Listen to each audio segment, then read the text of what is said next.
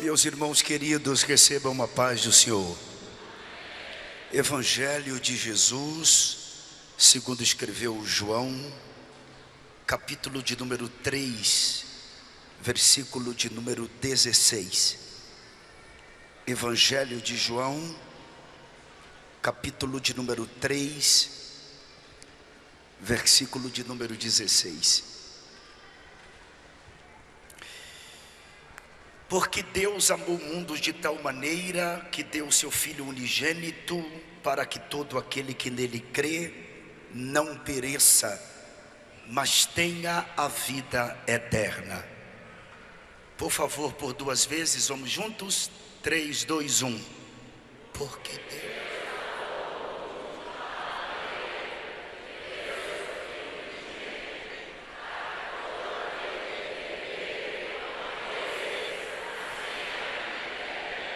Mais uma vez, porque Deus...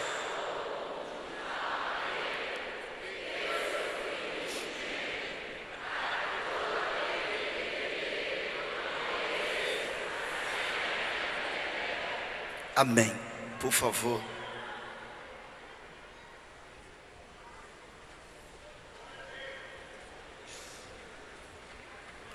João 3, versículo 16 é conhecido por nós que estudamos a Bíblia como o texto de ouro do Novo Testamento. A realeza e a grandeza que se dá a este texto é porque nele está intrínseco, nele está retratado o indizível amor de Deus por nós. Se eu fizesse uma pergunta nesta noite aos pais, e eu me incluo nesta pergunta: se você daria o seu filho para morrer pelos pecados de alguém, eu tenho certeza que a sua resposta seria um enfático não. Eu não daria o David nem o Samuel para morrer pelos pecados de absolutamente ninguém. Deus, Ele não hesitou.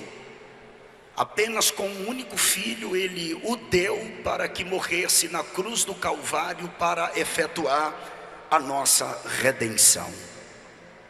Isaías capítulo de número 53, existe uma biografia de Cristo antecipada, e o profeta messiânico diz no capítulo 53, a partir do versículo de número 1: quem deu crédito à nossa pregação?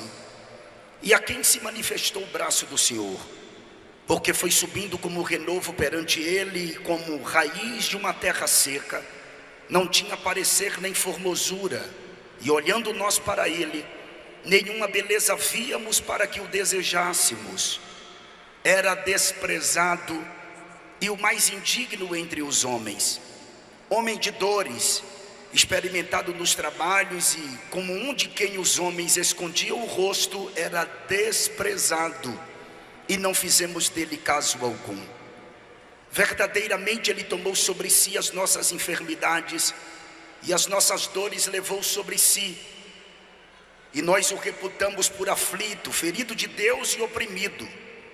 Mas ele foi ferido pelas nossas transgressões e moído pelas nossas iniquidades. O castigo que nos traz a paz estava sobre ele, e pelas suas pisaduras fomos sarados. Todos nós andamos desgarrados como ovelhas, cada um se desviava pelo seu caminho, mas o Senhor fez cair sobre ele a iniquidade de nós todos. Ele foi oprimido, mas não abriu a boca. Como um cordeiro foi levado ao matadouro, e como a ovelha muda perante os seus tosquiadores, ele não abriu a boca. Da opressão e do juízo foi tirado. E quem contará o tempo da sua vida? Porquanto foi cortado da terra dos viventes, e pela transgressão do meu povo foi ele atingido.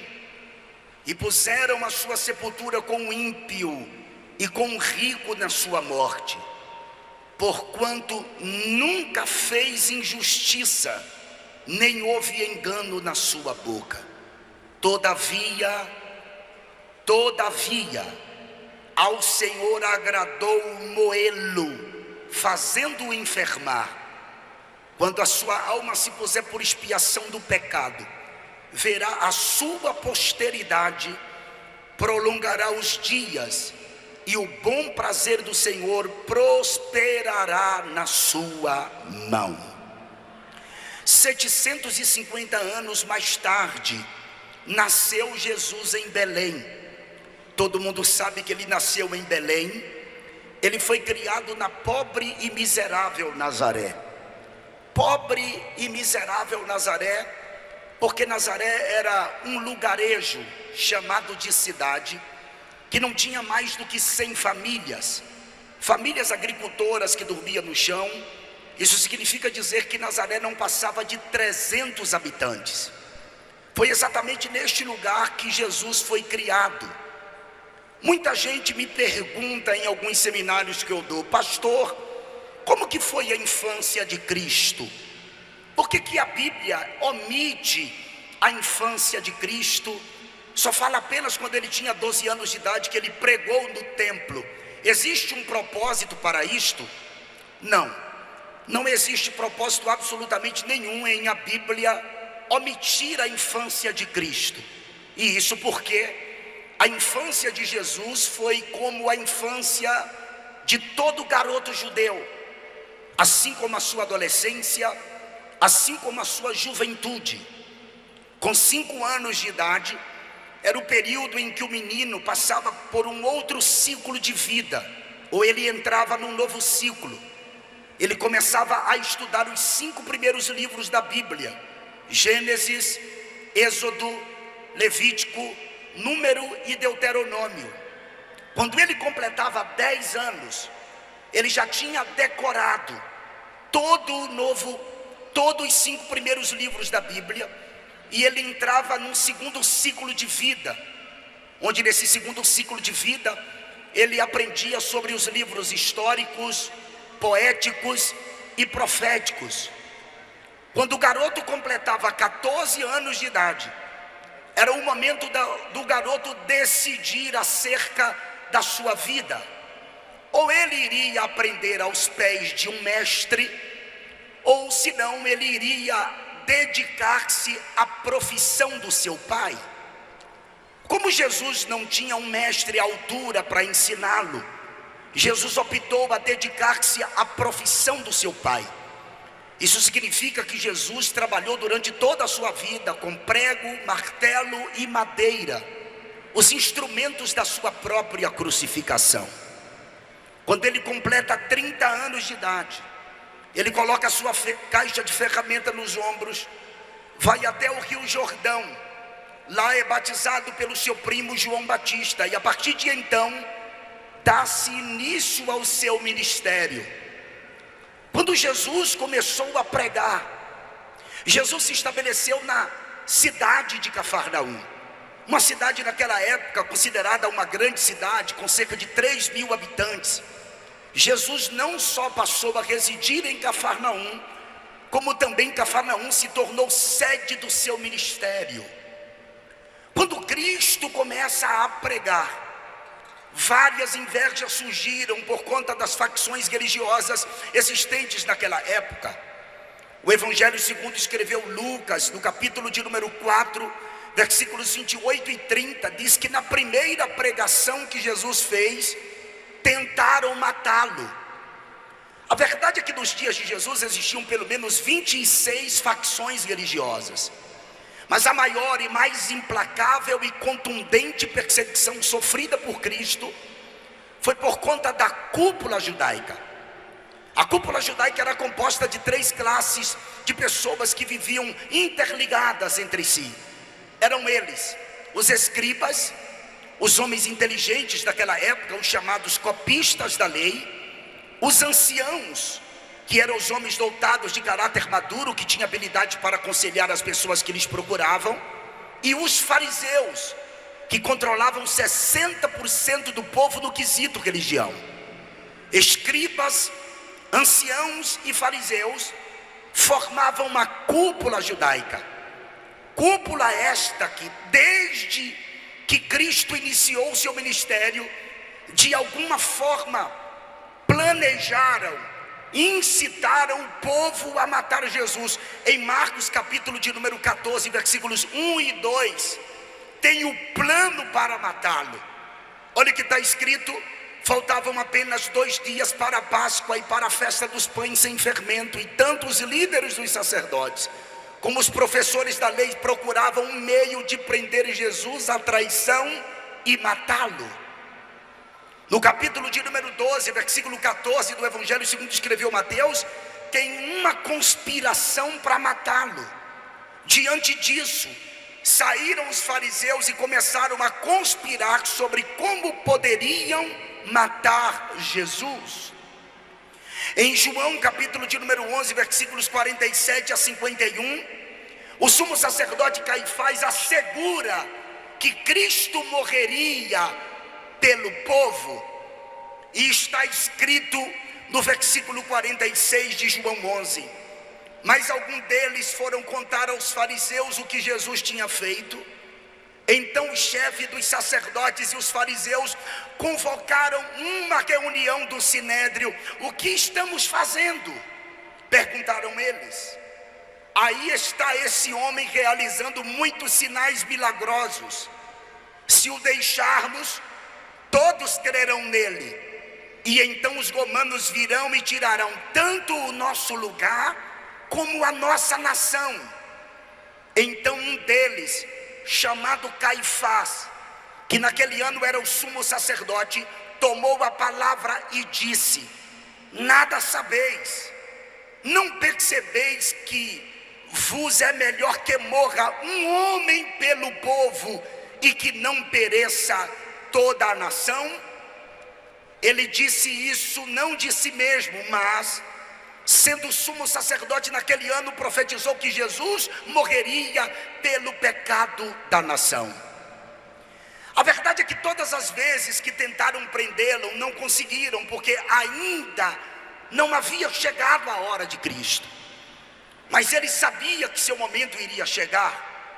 E esse momento foi um momento chamado de Pessa, é a Páscoa do povo judeu. Jesus reúne-se com os discípulos, serve a última ceia. E a Bíblia diz no Evangelho segundo escreveu Marcos, no capítulo de número 14, que depois que Jesus serviu a ceia, Judas levantou-se da mesa, no intuito de traí-lo. Jesus sabia que iria passar por uma madrugada de interrogatório, sabia que iria sofrer na casa do sacerdote, da casa do sumo sacerdote, mas mesmo assim, antes de se levantar da mesa e ir para o monte orar, a Bíblia diz que Jesus cantou um hino. Isso mesmo, Jesus cantou um hino. Quando ele sai dali da mesa da ceia, ele vai para o Getsêmani com os discípulos. A Bíblia diz que foram apenas Pedro, Tiago e João. O capítulo 23 do Evangelho segundo escreveu Lucas diz que quando Jesus chegou no monte, ele olhou para os discípulos e disse-lhes no versículo 40: orai para que não entreis em tentação. E apartou-se deles cerca de um tiro de pedra, mais ou menos 20 a 30 metros, e pondo-se de joelhos, orava.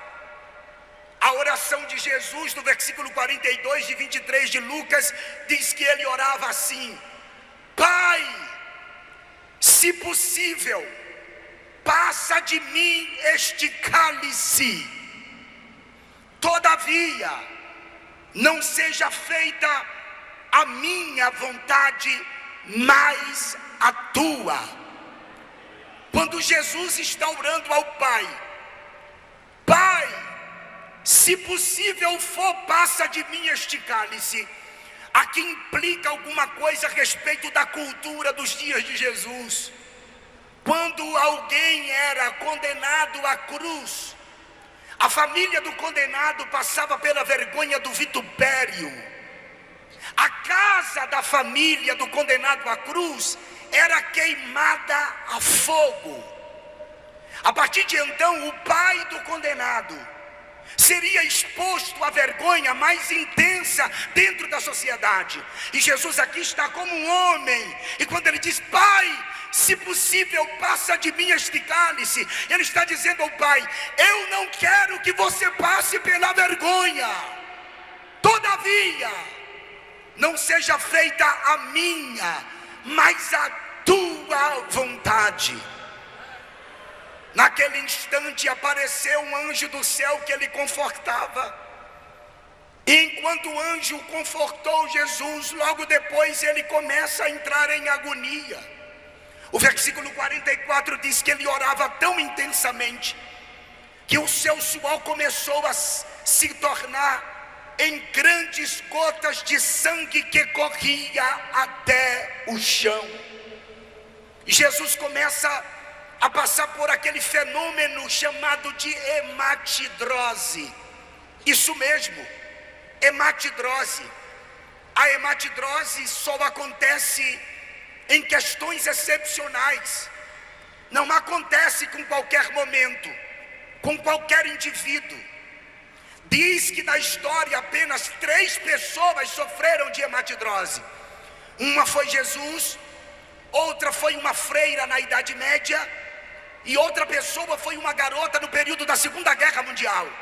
Na história não registra outras pessoas que sofreram de hematidrose. E a pessoa, para sofrer de hematidrose, quando as glândulas sudoríparas são rompidas, para que o seu suor fique pigmentado com sangue, é preciso uma questão excepcional, provocado por uma fraqueza física, acompanhado de um abatimento moral violento, causado por uma profunda emoção, um profundo medo, um terror.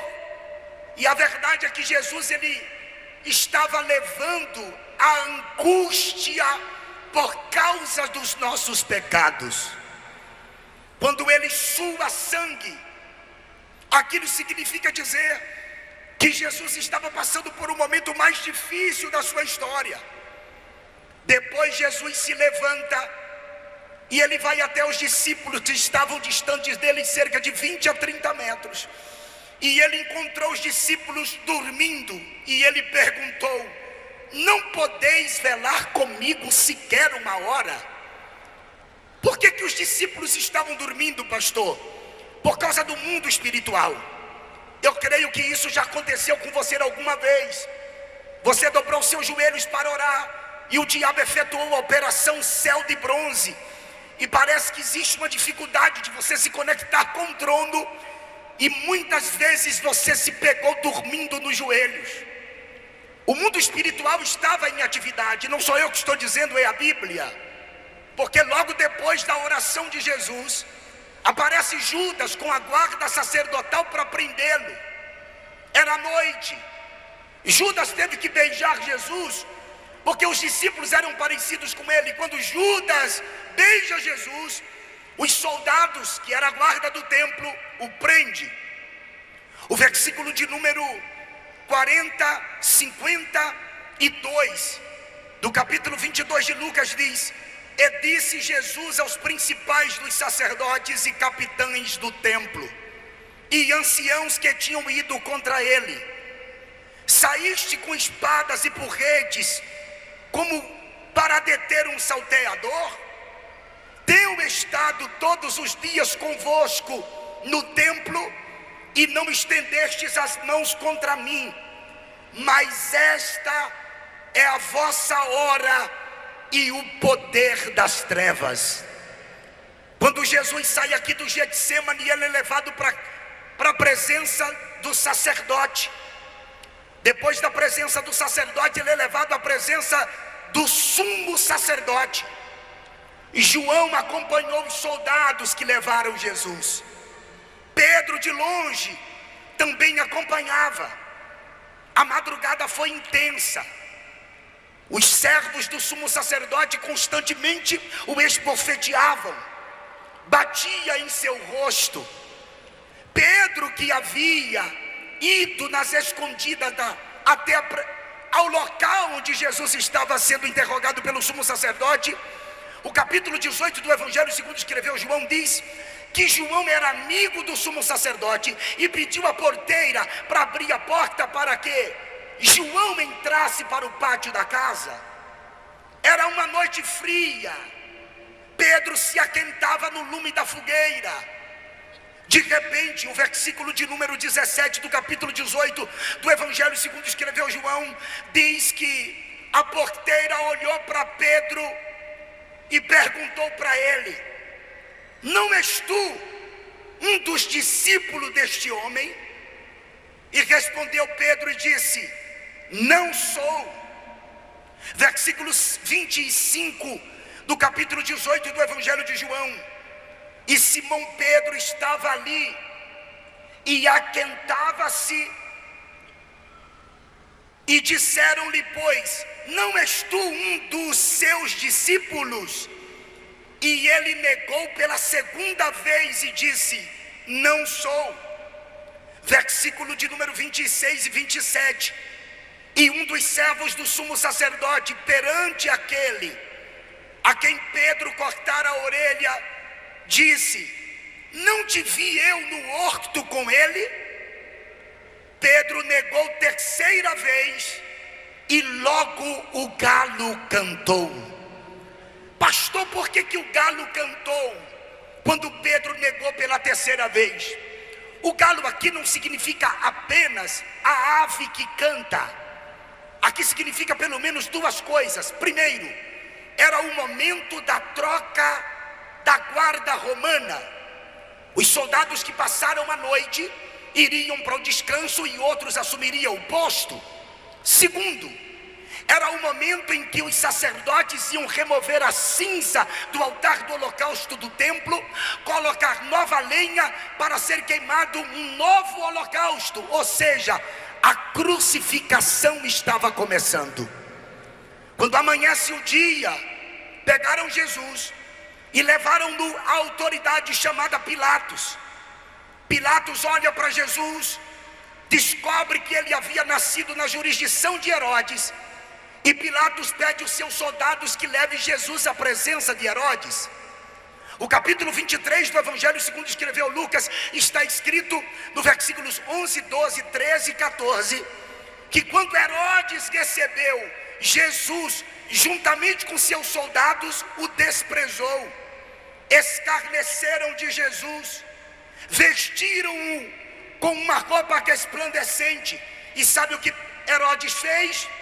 Pegou Jesus e enviou de volta a Pilatos. Por que Pilatos envia Jesus a Herodes e Herodes torna a enviá-lo a Pilatos? Porque eles dois estavam brigados politicamente. E a Bíblia quem diz isso, versículo de número 12 de 23 de Lucas: e no mesmo dia Pilatos e Herodes entre si se fizeram amigos, pois dantes andavam em inimizades um com o outro.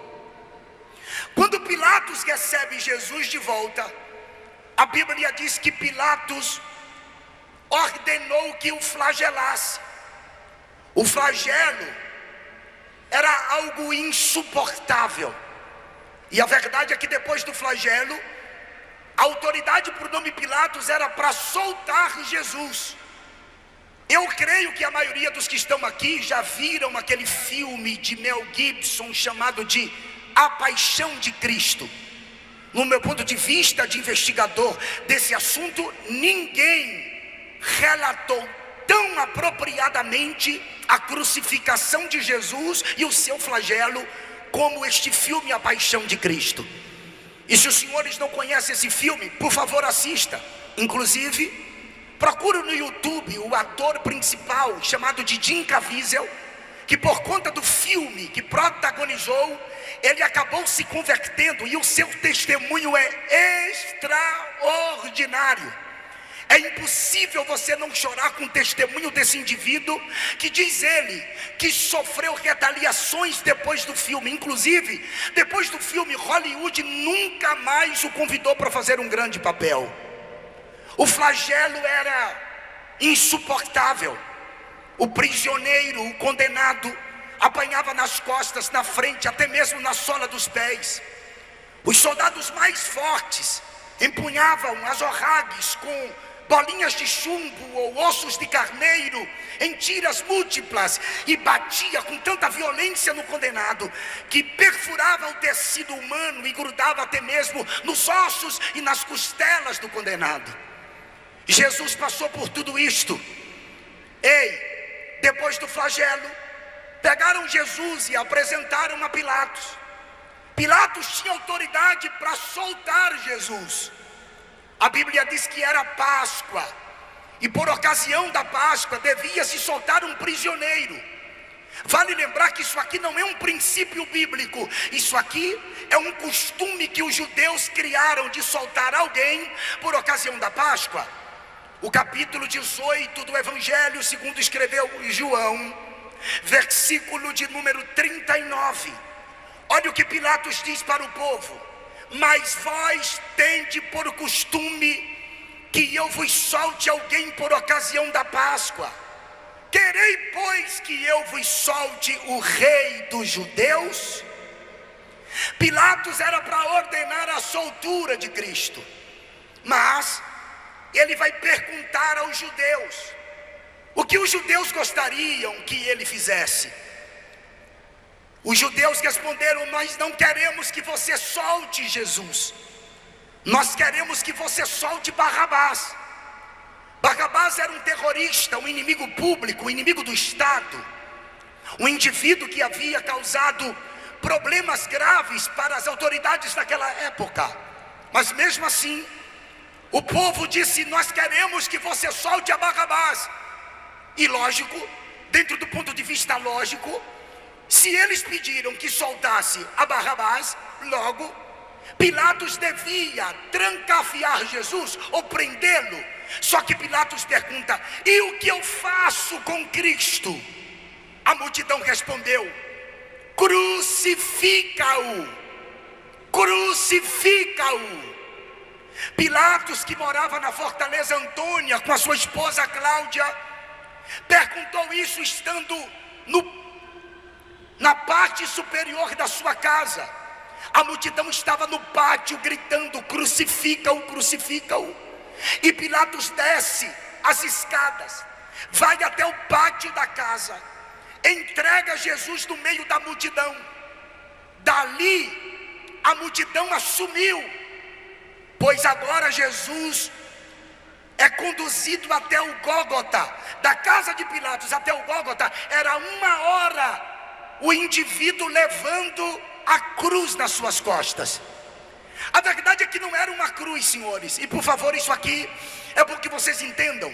Não era a cruz inteira, era o patíbulo. O patíbulo da cruz é a parte horizontal, onde se coloca as mãos. O estirpe da cruz, a parte vertical, ficava no monte. E por que não era a cruz inteira, pastor Denilson? Porque ninguém suportava o peso do estirpe e do patíbulo. Porque a cruz inteira pesava aproximadamente 140 quilos. Somente o patíbulo pesava em torno de 60 quilos. O indivíduo não tinha como levar em suas costas, e ele pega o patíbulo e ele vai caminhando em direção ao Gólgota. A multidão fez um corredor móvel até chegar no Monte Caveira. Enquanto ele caminhava, o povo chutava, esbofeteava-o, cuspia ali. Ele estava muito fraco, apático, ele estava com fome, com sede. A Bíblia diz que ele caiu algumas vezes. Teve um momento que ele caiu, que viram que ele tinha dificuldade de se levantar, e pegaram um homem por nome Simão de Cirene, ou Simão Cirineu, e constrangeram a levar a cruz. Isso aqui vale a sua vida, porque quando a gente não suporta levar a cruz, que está tão pesada, por favor, não desista, porque sempre aparece um Simão Cirineu para nos ajudar. Sempre o Espírito Santo está presente para nos dar uma mãozinha. Ele vai caminhando mesmo assim. Quando chega no monte, deitaram Jesus no estirpe que estava no chão. Pegaram o patíbulo e prenderam no estirpe. E agora os pregos de 8 polegadas são pregados nas mãos de Jesus e nos seus pés. E depois que o prega na cruz, o levanta. E Jesus está no alto do madeiro. A multidão está ali em volta da cruz. É um pensamento meu, por favor, compreenda. Imagine Marta e Maria, uma segura na mão direita, outra na mão esquerda, e olhava para Lázaro e dizia assim: Lázaro, faça alguma coisa por ele ressuscitou você no 4º dia. Imagine a filha de Jairo, que olhava para ele e dizia: pai, você é uma autoridade, você é um fariseu, ele me ressuscitou, faça alguma coisa. Mas ninguém tinha como livrá-lo daquela cruz. A situação dele era tão deplorável, que ele estava precisando fazer uma oração por aqueles que estavam escarnecendo dele. E ele estava um pouco pendido para frente. Seu oxigênio estava seu cérebro estava sem oxigênio. E ele precisava inspirar, encher o pulmão de ar, raciocinar, para ele poder fazer uma oração por nós. E como ele estava pendido para frente, ele pega pelos pregos, os pregos, e ele levanta o seu corpo, enche o seu pulmão de ar, oxigena o cérebro, e ele faz uma oração dizendo: Pai, perdoa-lhes, porque não sabe o que fazes. A mensagem desta noite, eu não sei se vocês já entenderam, não é uma mensagem de reteté. Esta é a maior mensagem da Bíblia, a cruz de Cristo. A mensagem de hoje é para você relembrar aquilo que ele passou, aquilo que ele viveu. Aleluia. Esses dias na internet, nas redes sociais, eu vi muitas pessoas comentando, por causa da escola de samba em São Paulo, Gaviões da Fiel.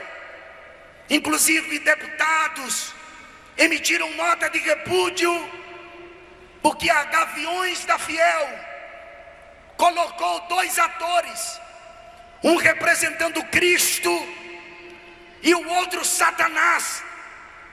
E Satanás pisava em Cristo, maltratava Cristo, chutava Cristo. E eu vi que muitas pessoas não entenderam absolutamente nada, ou melhor, não entendem nada da crucificação. Não foi o diabo quem pisou em Jesus. Não foi o diabo que chicoteou Jesus. Não foi Satanás quem pisou Jesus. Satanás, na verdade, não encostou um dedo em Jesus. Tudo quem fez foi o Pai. 53:10 de Isaías: ao Pai agradou moê-lo. Deus moeu, Deus castigou. O chicote foi do Pai, pastor. A ira foi do Pai. A cólera foi do Pai. O Pai foi quem fez aquilo com o Filho, e não o diabo. E por que o Pai fez? Porque se ele fizesse comigo e contigo, nós estaríamos perdidos. Por que ele fez com o Filho? Porque ele é justo, imaculado, santo, Cordeiro. E ele estava dizendo: eu vou chicotear meu filho, Eu vou derramar minha ira sobre meu filho. Eu vou bater no meu filho. Eu vou expor meu filho ao vitupério para salvar você, Neemias, para salvar você, Moisés, para salvar você, Peterson, para salvar você, Denilson. Pegue na mão de alguém, por favor, diga: ele fez isto por você. Fale para alguém, fala. Pega na mão de alguém, pega na mão de alguém, pega. Ele fez isto por você. Ele fez isto pelo senhor, pastor. Ele fez isto. Aleluia. Aleluia. Aleluia. Aleluia. O diabo não encostou a mão nele. Pelo contrário, o diabo não queria que ele fosse para a cruz.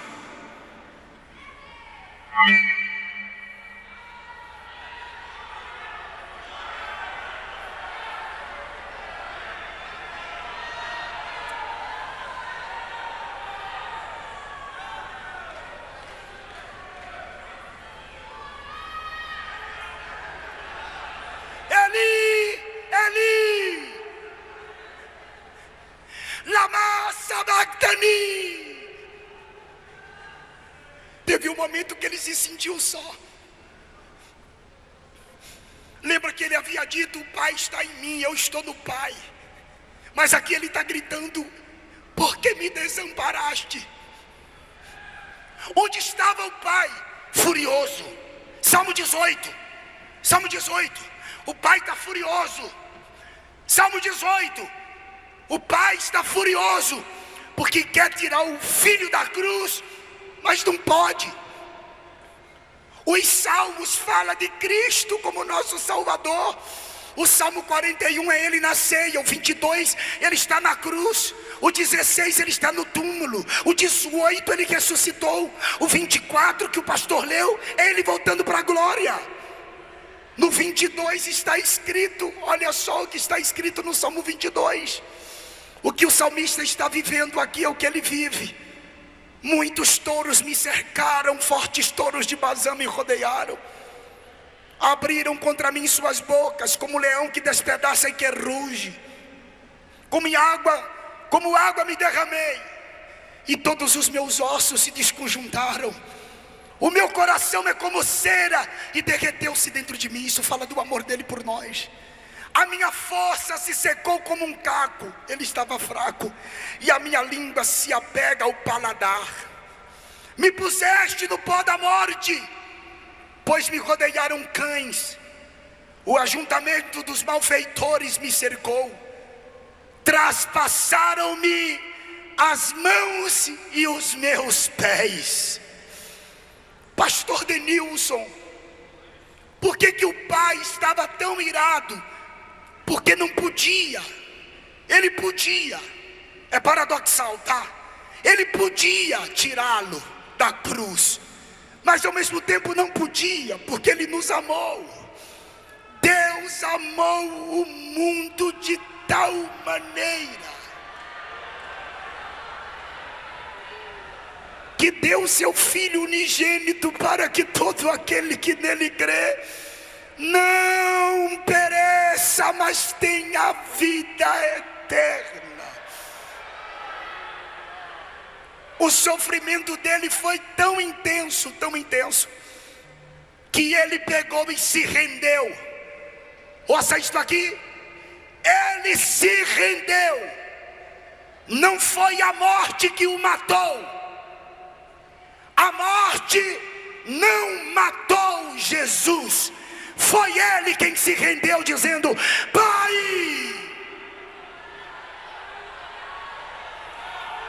O reverendo Moon disse que veio para cumprir aquilo que Jesus não cumpriu, porque Jesus morreu em missão. Ele se enganou. Antes de morrer, Jesus gritou: Pai, está consumado.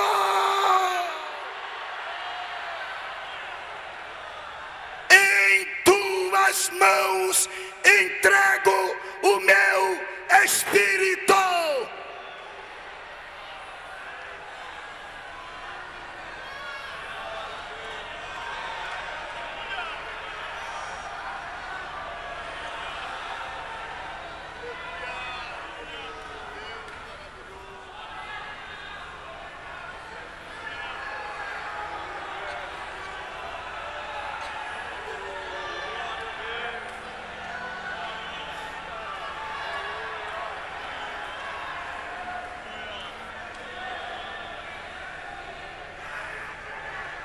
Quando ele expirou, ele vai para o tabernáculo celestial.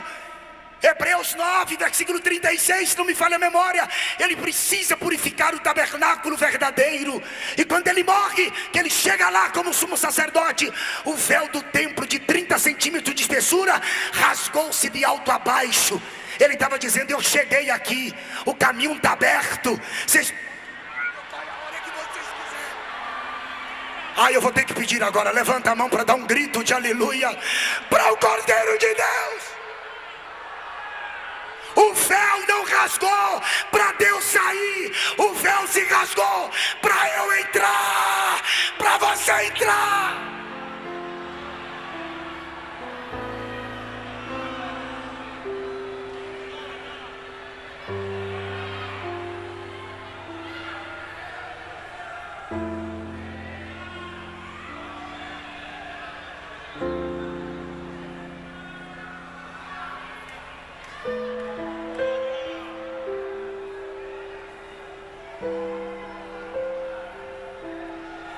Ele estava dizendo: eu cheguei aqui, eu venci.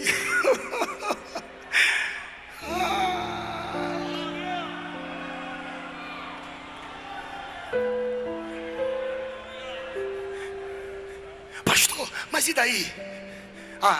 Tem uma história tão linda. Se você quiser saber, você compra o meu livro Inferno, Ficção Realidade, que está ali fora, para você entender como foi que aconteceu depois. Eu corri muito. Ele muda as vestes porque ele tem que ir no mundo dos mortos. E bíblica e teologicamente é provado isso através dos tipos. Por que ele muda de roupa? Porque ele precisa ir no mundo dos mortos, o chamado de Hades. Ele vai anunciar a sua vitória. Ele não prega o Evangelion, boas novas de salvação. Ele só anuncia. O seio de Abraão estava lá. Abraão. Por que seio de Abraão? Por causa da esperança de Abraão. E por que estavam ali? Porque aqueles que morriam em Deus no Antigo Testamento não podiam subir, porque havia uma separação entre Deus e o homem. Mas agora o véu rasgou-se. Lembra do que Jesus disse ao ladrão da direita, o Dimas? Hoje estarás comigo no paraíso.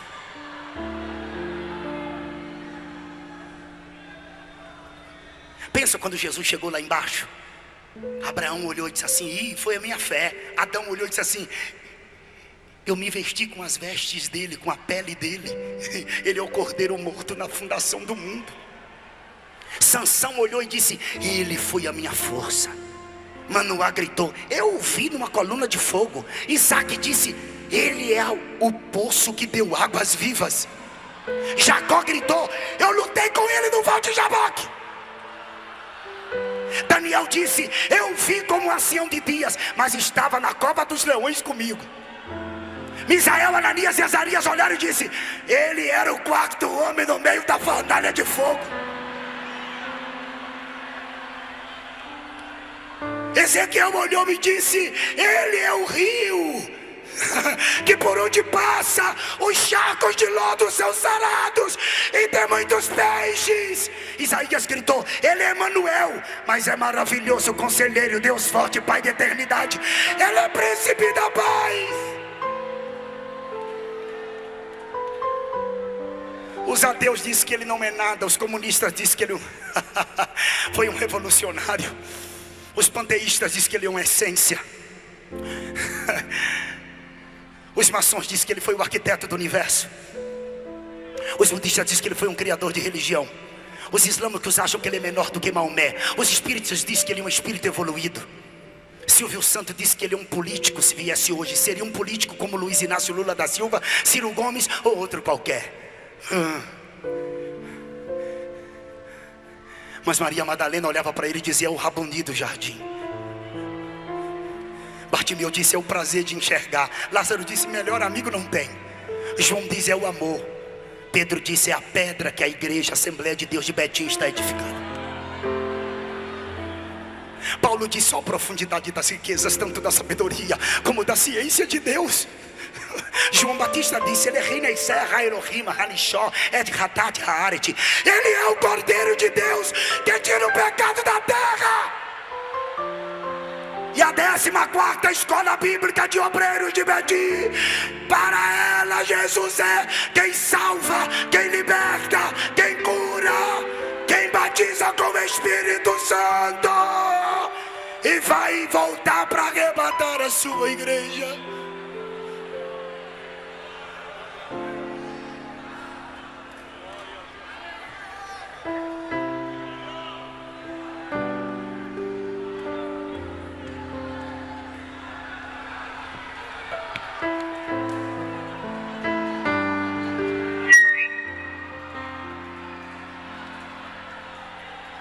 Quem celebra Cristo nesta noite, levante a mão, levante a mão, levante a mão, levante a mão, dá um grito de aleluia para o Cordeiro de Deus.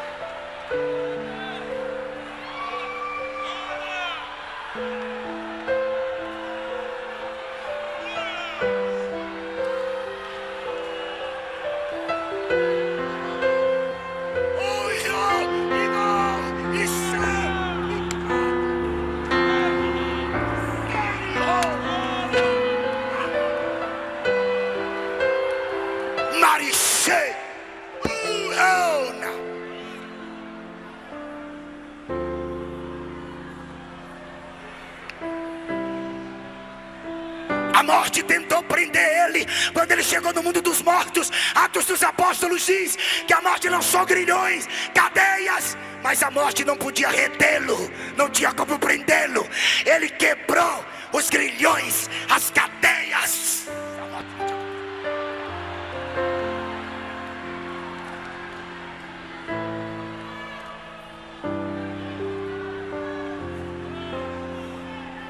Pega na mão do crente aí, pega na mão do crente aí, pega.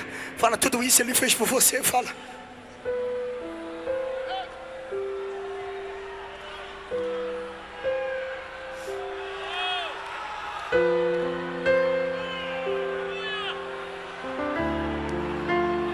Alguém sente a presença dele. Alguém sente a presença dele. Alguém sente a presença dele. Alguém sente a presença dele nas arquibancadas. Alguém sente a presença dele. Alguém sente a presença dele. Então celebre a ele. Eu quero terminar a mensagem de pé, porque meu tempo está chegando. Fica de pé, fica de pé, fica de pé, fica de pé, fica de pé.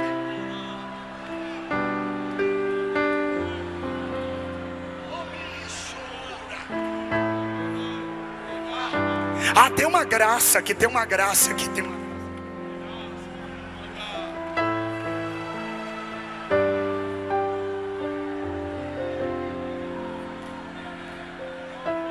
Domingo de manhã cedo, as mulheres do sepulcro. Quem? Maria Madalena. Quando chega no sepulcro, o sepulcro estava vazio, o sepulcro estava aberto. Eu vou repetir, não é porque você não entendeu, é só para grifar na sua mente. Maria Madalena, quando chegou lá com aloés, mirra, cássia, para passar no corpo do morto, porque eles queriam na ressurreição conforme a profecia de Oséias, mas eles não queriam que o morto ressuscitasse fedendo. Só que Jesus já tinha sido ungido. Quando ela chega lá, a pedra já havia sido removida e o sepulcro estava vazio. E Jesus estava... E Jesus estava ressuscitado e perguntou para ela: por que você procura dentre os mortos aquele que já ressuscitou? E ela conheceu ele pela voz, porque as ovelhas ouvem a sua voz e seguem. És tu, meu Senhor. Ela vai pegá-lo. Ele disse: não me toques, não me pegues. É o termo grego. Eu ainda não subi a meu pai. Como assim? Ele morreu e não foi lá como sumo sacerdote. Agora ele ressuscitou com o corpo. Ele precisa ir lá para que o pai chancele a ressurreição do corpo. Aí ele vai lá e volta para ficar ainda 40 dias com os discípulos. Porque quando ele ressuscita com o corpo, ele está dizendo assim, pastor José Rodrigues: ó, vai haver uma ressurreição dos mortos, viu? E quando os mortos ressuscitarem, também vai...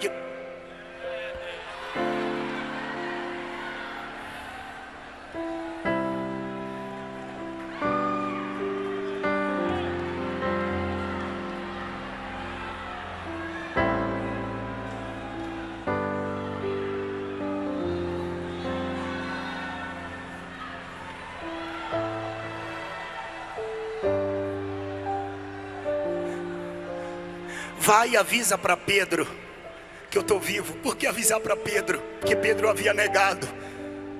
Em outras palavras, ele estava dizendo: diga a Pedro que eu perdoo ele, que ainda está de pé o meu pacto com ele.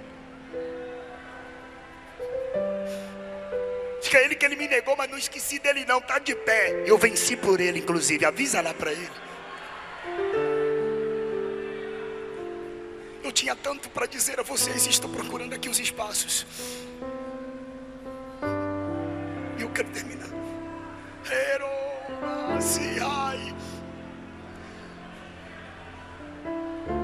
Alguém olhou para um pastor que estava participando de uma reunião de vários líderes de religião, e os líderes de religião sempre olhavam para o pastor e zombavam do pastor. E um deles perguntou: você fala tanto do teu Cristo que está vivo, mas teu Cristo, quando morreu, nem um sepulcro ele tinha para ele. E o pastor respondeu: para que ele queria um sepulcro para ele mesmo, se ele só ia passar um final de semana? O sepulcro está vazio. He's not here. Ele não está mais aqui.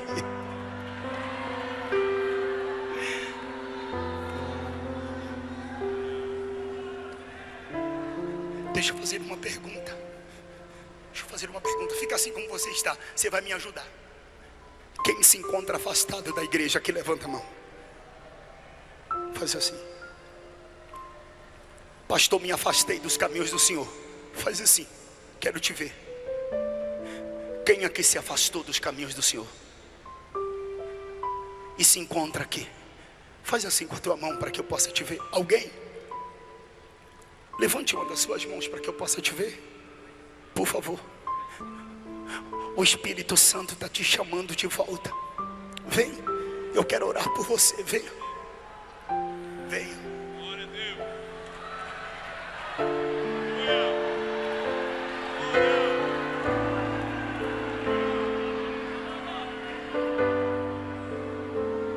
Venha.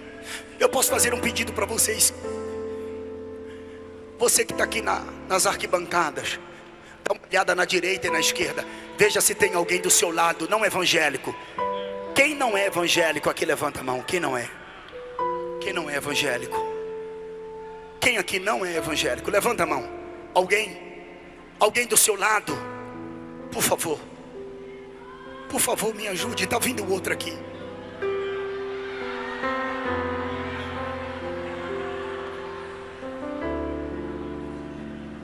Tem mais alguém?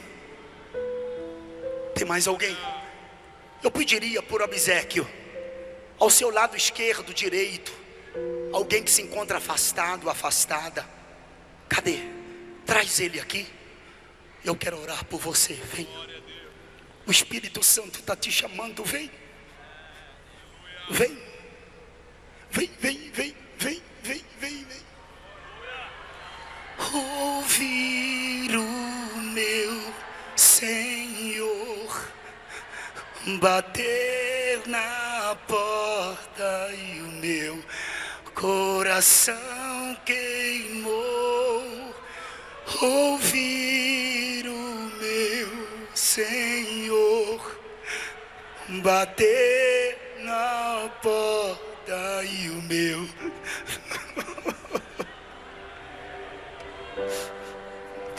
eu não vou parar. Vem, gastarei. Traz ele, traz ele, traz.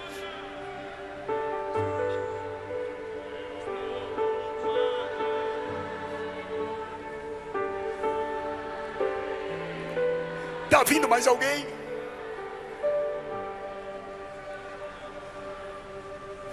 Muitos querem suas mãos, nós queremos os seus pés. Muitos querem suas mãos, nós queremos seus pés. Deixa queimar, deixa queimar.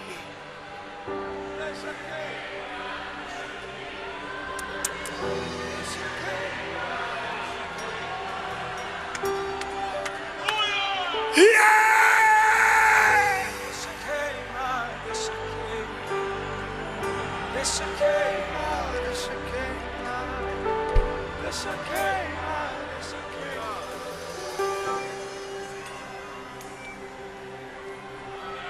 Laralá,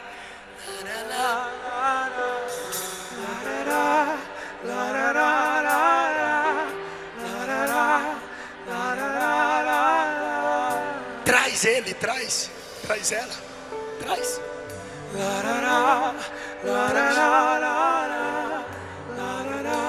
Traz ela, traz ele. Eu espero 1 minuto.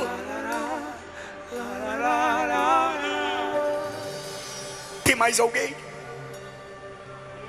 Deixa queimar, deixa queimar. Tem mais alguém? Deixa queimar, deixa queimar. Deixa queimar, deixa queimar. Deixa queimar, deixa queimar. Deixa Dá um grito de glória pra ele. Deixa queimar, deixa queimar. Ali, glória. Deixa queimar, deixa queimar. Deixa queimar, deixa queimar. Deixa queimar, deixa queimar. Tem mais alguém? Deixa queimar, deixa queimar. Deixa queimar, deixa queimar.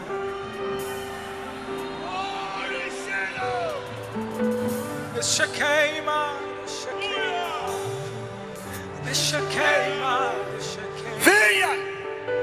Deixa queimar. Não adianta se esconder, protelar, procrastinar, adiar. Vem! Tua boa mão seja sobre esse povo, sobre o presidente, família, o ministério, as igrejas espalhadas nos 4 quadrantes de Minas Gerais. Faz algo novo.